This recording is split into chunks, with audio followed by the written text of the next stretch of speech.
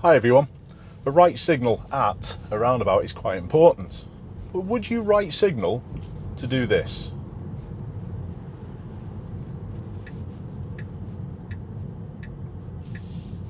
Is it really a right turn? The road just really bends around. Well, in this video, I'm going to give you an idea on why you probably should.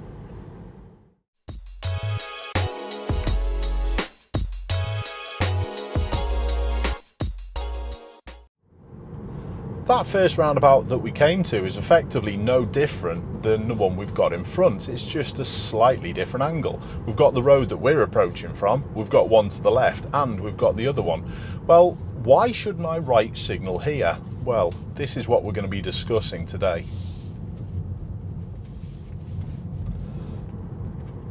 First of all though, what we're going to look at is a clip sent in by my viewer, who's actually a blue light train driver. They're a paramedic, and they had this situation happen to them, and it's given me this encouragement to deal with this subject in this video.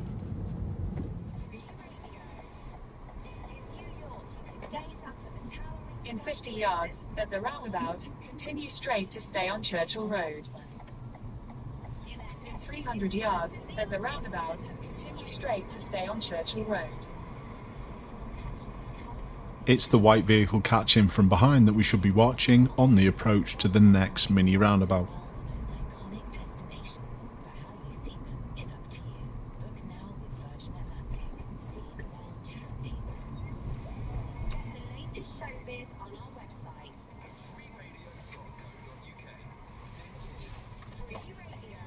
In half a mile, turn right onto Wolverhampton Road West, B4464. So my viewer in that clip didn't signal right on the approach, but they did signal left to leave. The left to leave one, honestly, the signal isn't generally required because the time that it's on isn't going to have any benefit to anyone else. So I tend to say on most mini roundabouts you don't need to signal to leave, and we'll look at that in this situation we've got here. I am going to put a left signal on to leave, but think about how long it's actually on once I'm past this road on the left. I'll put it on now. Did it help that other car coming in the opposite direction? No, it didn't. However, my viewer did ask me whether or not that there was anything that they could have done differently. And I think a right signal is a benefit. And the reason being is, often when you position your car to go around the mini roundabout properly, people assume incorrectly that you're going to turn left. And I think that was the main reason that the car that overtook. So why is a right signal important? Not just at mini roundabouts, but any roundabout. It doesn't really help people behind too much, but the right signal here for the right turn actually aids people from that opposite side. When I get onto it, I will show you. So this right signal now, with that vehicle, that grey BMW knew that I was heading round in front of it and it had to give way. So that's the benefit of putting a right signal on. And that's one of the only times, especially at mini roundabouts, that a lack of a signal can be dangerous. People aren't expecting you to go that way, and often there's no clues until really late because the mini roundabouts are quite sharp. So if I'm taking a turn at a roundabout, and particularly mini ones, that's slightly off to my right hand side, I do put a right signal on, and we've got one in a moment. So let's just leave this roundabout. So here I would definitely put a right signal on, and it just stops people, or hopefully stops people just coming past on that right hand side.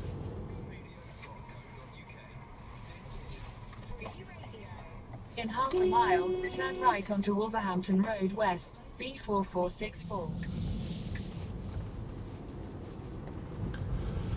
So what is the key to doing this safely then? Well, like I said, I tend to put right signals on even when the road is in front but it's slightly off to the right hand side, just to deter people overtaking. I don't get it much, but I do get it, and it is worse when you've got your L plates on the top. However, we've seen in my viewer's clip, who, don't forget, is a highly skilled and trained driver, he's a paramedic, and he was not in any blue light emergency vehicle, he was in his own vehicle, and it still happened to him. So it can happen. So the key is, yes, I put a right signal on. You decide yourself whether that signal is a benefit or whether it's a hindrance. It's a funny one, this, because it could be classed as actually both. If there's a vehicle coming from that opposite side, I might choose not to, because then, don't forget, you've got less chance of that vehicle overtaking you as well. So that could be your deciding factor, whether there's any vehicle coming the opposite way. If there's not, yeah, put a right signal on. If there is, maybe not. That's just something that's just popped into my head as I'm analysing that same situation. So signals are specific. It's not right or wrong. It's not black and white. You've got to look at each situation on its own merits and then decide accordingly. But don't forget, even if you didn't put a signal on and someone was to overtake, like we saw in my viewer's clip, you should be skilled enough at observing to deal with it. It's as simple as that, just like my viewer was. Keep safe, everyone, and I hope to see you soon.